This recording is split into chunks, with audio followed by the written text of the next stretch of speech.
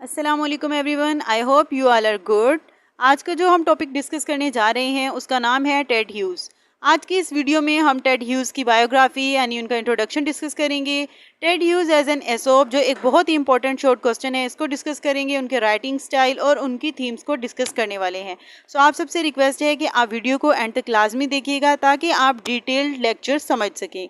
सो चलिए अपने लेक्चर को स्टार्ट करते हैं। एडवर्ड जेम्स टेड ह्यूज़ पैदा हुए 17 अगस्त 1930 में एंड उनकी डेथ हुई 28 अक्टूबर 1998 में। वो एक इंग्लिश पोइट, ट्रांसलेटर और चिल्ड्रंस राइटर थे। क्रिटिक्स उनको रैंक करते हैं one of the best poets of his generation and one of the 20th century's greatest writers.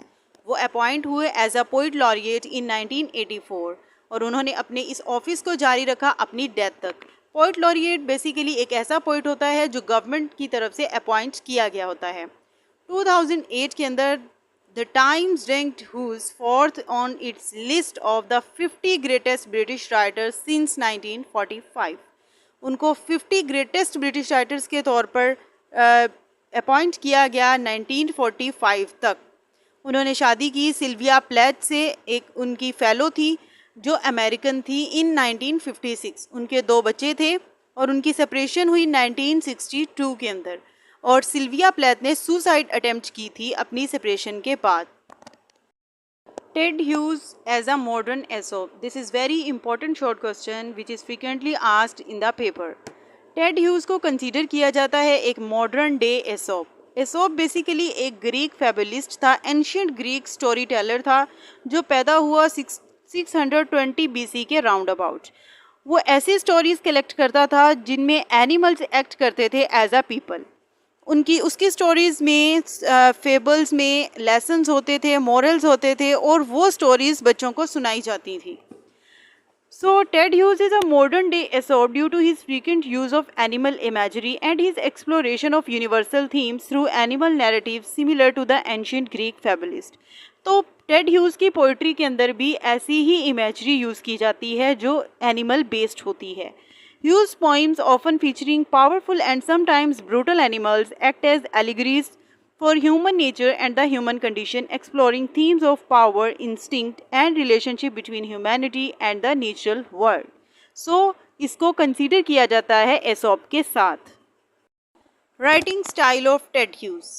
Ted hues अपने राइटिंग स्टाइल के अंदर विविड इमेजरी यानी क्लियर इमेजिज्म को यूज़ करते थे, अनसेंटिमेंटल व्यू ऑफ नेचर यूज़ करते थे, यानी वो अवॉइड करते थे रोमांटिसाइज करने को नेचर को। वो एडमायरर नहीं थे नेचर के अंदर, जो रोमांटिसिज्म के अंदर जो फीलिंग्स और इमोशंस होते हैं वो इन सब चीज़ों से अवॉइड करते थे। Acknowledging its beauty and savagery, इस चीज़ से भी वो अवॉइड करते थे। मिथ एंड सिम्बोलिज्म जो है वो उनकी पोइट्री के अंदर बहुत ज़्यादा पाई जाती हैं। वो एम्प्लॉय करते थे a variety of poetic forms from traditional sonnets to free verse, यानी वो ट्रेडिशनल फॉर्म्स को डिनाई करते थे और फ्री वर्स यूज़ करते थे अपनी पोइट्री के अंदर। So last but not the least point is the themes of Ted hues poems. Ted hues जो लिखते थे उसके अंदर एनिमल लाइफ, नेचर और ऐसे एलिमेंट फोर्स को यूज़ करते थे जो नॉन ह्यूमन लाइफ और inner turbulence of modern man को रिप्रेजेंट करती थी। सो टेड ह्यूज़ की पोइम्स जैसे दैट मॉर्निंग, हॉक रोस्टिंग, इन सब के अंदर भी हमें ये सब चीज़ें नज़र आती हैं। His themes express the powerful, often violent energies and the divided nature of modern man. So the example is again here that कि जो उनकी पोइम्स हैं, हॉक रोस्टिंग, दैट मॉर्निंग, इन सब चीज़ों में हमें ये थीम्स क्लियरली नज़र आते हैं। So this was the lecture. I hope you all understand this. If you have any query about my topic, you can ask freely in the comment section. If you are new at my channel, please subscribe it, like it and share it with your friends. So thank you for watching.